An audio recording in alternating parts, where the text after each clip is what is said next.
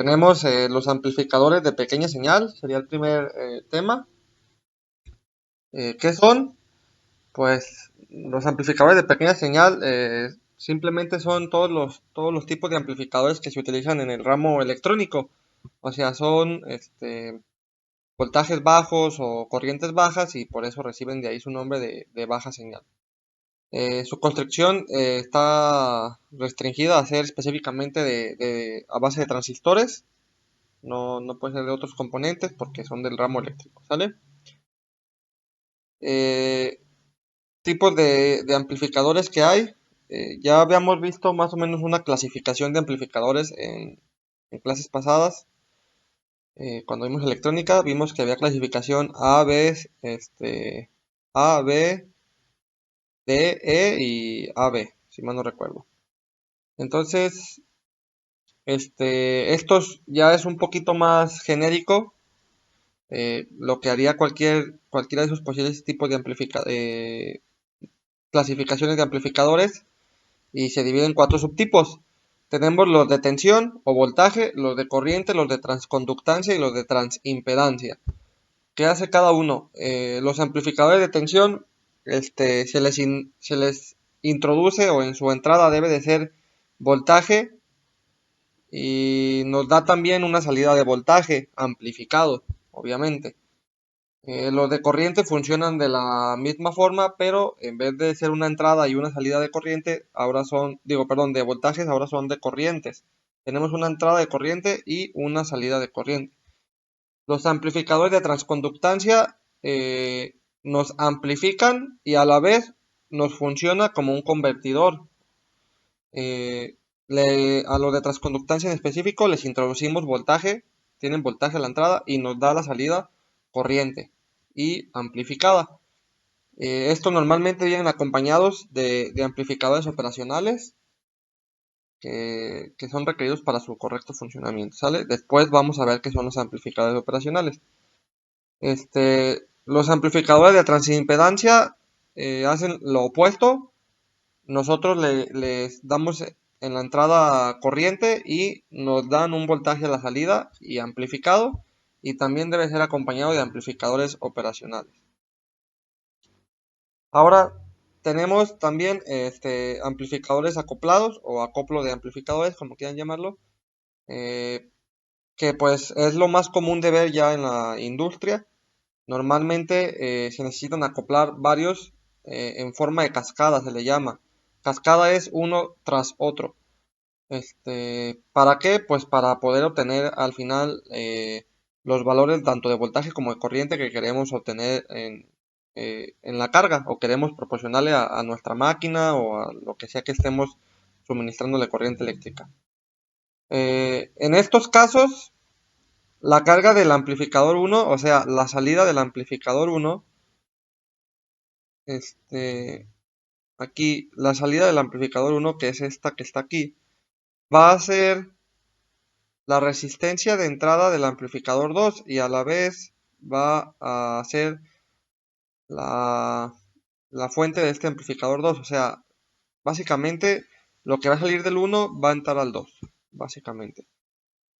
Y pues aquí mismo lo dice, la fuente del amplificador 2 es la salida del amplificador 1. O sea que 1 alimenta a 2. Los acoplamientos pueden ser de dos tipos, ya sea directo o capacitivo. En el acoplamiento directo, el amplificador 2 está conectado directamente al amplificador 1, como vemos en esta imagen. En esta imagen, regresando atrás, esto es una conexión directa porque 2 está directamente unido al amplificador 1 y no hay nada de por medio. Se utiliza principalmente en circuitos integrados y tiene el mal de que puede generar cambios en la polarización de los transistores. Puede haber ahí un cambio de polarización y generarnos algún problemilla. Tenemos los acoplamientos capacitivos, que se les coloca un capacitor, o también en estos casos se le llama condensador de acoplamiento, entre la salida del amplificador 1 y la entrada del amplificador 2. En este acoplamiento las condiciones de polarización siempre se mantienen, es la ventaja. Pero la desventaja es que utilizar estos capacitores o condensadores, como son resistencias también, se consideran una resistencia de corriente alterna, pues nos van a modificar la frecuencia, nos van a alterar el voltaje o la corriente, y eso nos va a hacer una modificación en la frecuencia de onda de la corriente alterna. ¿Cómo sería esto? Voy a regresar un poco. Bien, sería en esta parte de aquí donde está este puntito, aquí se colocaría un capacitor en esta zona de aquí, como la ven, y esto ya nos daría un acoplamiento capacitivo. Y pues tan solo por este pequeño componente que vamos a colocar aquí, pues nos genera una gran variación o un mundo diferente de posibilidades de utilizar los amplificadores. Bien, ahora viendo un poquito más a detalle cada uno, los amplificadores de tensión, como dijimos, tienen una entrada de voltaje. Aquí podemos ver que tenemos nuestra zona de la fuente, es un generador de voltaje, pasa a través de una resistencia de fuente, RS, y la salida entra al amplificador, y el amplificador, como podemos ver aquí, nos marca primero una RI, que es la resistencia propia del amplificador. Hace las amplificaciones, aquí está la ecuación de la amplificación, y aquí nos marca otra fuente, pero esto no es como tal otra fuente, sino que es el nuevo voltaje que nos va a dar a la salida ya siendo amplificado. Obviamente tenemos una resistencia propia al amplificador a la salida, y llega pues ya a la carga, a nuestra carga o nuestra RL, que pues puede ser cualquier cosa, ¿no? Aquí por eso se considera aquí como una fuente, pero no es un generador como tal, simplemente es un nuevo voltaje fuente que nos está generando, nos está dando este amplificador. La entrada al inicial, sea como sea, es voltaje, y la salida sigue siendo aquí un voltaje, aquí nos lo está marcando. VO es la diferencia de voltaje entre este punto y este punto de acá. Entonces, en los amplificadores de tensión, nuestra entrada es voltaje y nuestra salida es voltaje. Su ganancia de voltaje, denominado como A subíndice V, está dado por voltaje de salida entre el voltaje de entrada, o esto es igual también a la resistencia de carga sobre la resistencia a la salida del amplificador más la resistencia de carga, que multiplica a la corriente eh, amplificada aquí, a la corriente ya amplificada. Si vemos esta ecuación, bueno, en el caso de aquí Gerson, a lo mejor Byron sí lo ha llegado a ver, esta ecuación tiene que recordarles a la técnica del divisor de corrientes de Kirchhoff. La regla del divisor de corrientes es esta: resistencia total sobre la suma de las resistencias sobre la corriente total. Perdón, multiplicado por la corriente total. Entonces, esto no es nada más que la ley del divisor de corrientes de Kirchhoff. No es algo que no hayamos visto con anterioridad. El próximo a estudiar sería el amplificador de corriente. Como dijimos, es básicamente lo mismo que el amplificador de tensión o de voltaje, con la diferencia simplemente que la entrada es una fuente de corriente y la salida sigue siendo también una corriente. Hay que notar aquí simplemente que ahora esta resistencia propia de la fuente y esta resistencia propia del amplificador, a la salida del amplificador, por ser corriente y no voltaje, se colocan en paralelo. Porque acuérdense que los paralelos son los que afectan a la corriente, los contactos en paralelo. Su ganancia de corriente de salida, denominada AL, del amplificador, está dada por la corriente de salida sobre la corriente de entrada, o esto es igual a la resistencia del amplificador sobre la resistencia del amplificador más la resistencia de carga multiplicado por la ganancia de corriente. Perdón, por la corriente amplificada. Aquí, amplificación de corriente. Volvemos a lo mismo. Esta ecuación de aquí no es nada más que la regla del divisor de corrientes de Kirchhoff.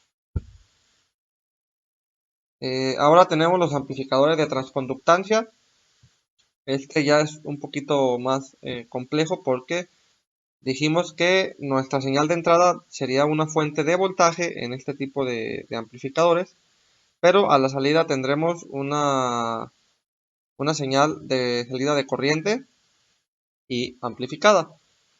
Entonces podemos notar que en la fuente, en el área de la fuente, tenemos nuestro generador de voltaje, pasa a través de nuestra resistencia propia de la fuente en serie porque es voltaje, y ya entra el amplificador, está la resistencia de entrada del amplificador, hace la amplificación, pero ahora nos muestra la, la señal amplificada como una fuente de corriente, no de voltaje, y la resistencia del amplificador a la salida está en paralelo. ¿Por qué? Por lo mismo que les acabo de mencionar en el amplificador de corriente, que por ser corriente les afecta el paralelo, no el seriado. Y pues ya saldría la corriente hacia nuestra carga. La ganancia de transconductancia denominada G subíndice M está dada por la corriente de salida, que es la que tenemos aquí, sobre el voltaje de entrada, que es el que nos genera la fuente, que es este de aquí. Esto también es igual a la resistencia a la salida del amplificador entre la resistencia del amplificador, la resistencia a la salida del amplificador más la resistencia de carga, que multiplica pues a la amplificación de transconductancia, GM0, a la salida. Esto sigue siendo lo mismo, sigue siendo simplemente ley del divisor de corriente de Kirchhoff, no hay nada más, todos aplican lo mismo. Y por último tenemos el amplificador de transimpedancia. En este es el inverso, la señal de entrada ahora va a ser una señal de corriente y obtendremos a la salida una señal de voltaje amplificada. Simplemente se invirtieron los papeles.